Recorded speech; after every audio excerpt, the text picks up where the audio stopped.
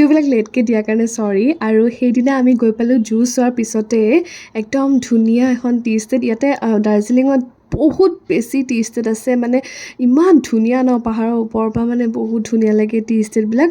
আৰু দাৰ্জিলিং টিটো বহুত ফেমাছ আছিলে, সেইটো কাৰণে আমি টি ষ্টেটবিলাকৰ কাষতে এনেকৈ ষ্টলবিলাক লগা হৈ আছিলে নাম্বাৰিং কৰি কৰি। তো আমি তাতে ধুনীয়াকৈ টি খালোঁ, দাৰ্জিলিং টি। কিন্তু ক'বলৈ গ'লে আমাৰ অসমৰ নিচিনা নহয় বাৰু টেষ্টটো।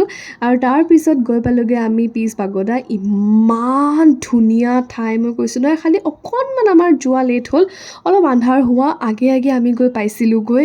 মানে কি মজা ভিউ, কৈছোঁ নহয় কি মজা ভিউ। এনেও সেইখিনিতে আছিলে জাপানীজ টেম্পল।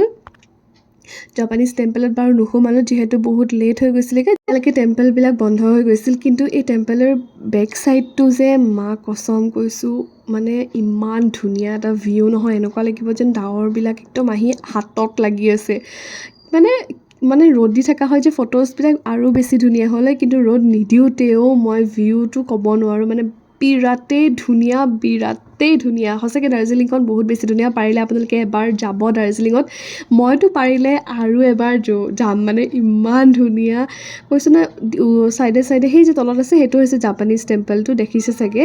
আৰু চাইডে চাইডে যিবিলাক যে পাইন গছেই হওক বা ফ্লাৱাৰ গছেই হওক, বহুত ধুনীয়াকৈ ফুলবোৰো ফুলি আছে, যিহেতু ৱেডাৰটো বহুত বেছি। আৰু মনচুন ছিজনত আৰু বেছি ধুনীয়া হৈ থাকে দাৰ্জিলিংখনতো, এবাৰ হ'লেও ভিজিট কৰিবই।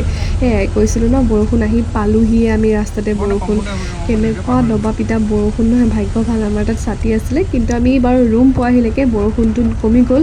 তাতে এনেকুৱাই হয়, মানে ক'ব নোৱাৰি কোনখিনি সময়ত বৰষুণ পৰে, কোনখিনি সময়ত বৰষুণ নপৰে। বাকী নেক্সট ভিডিঅ'ত দেখাম।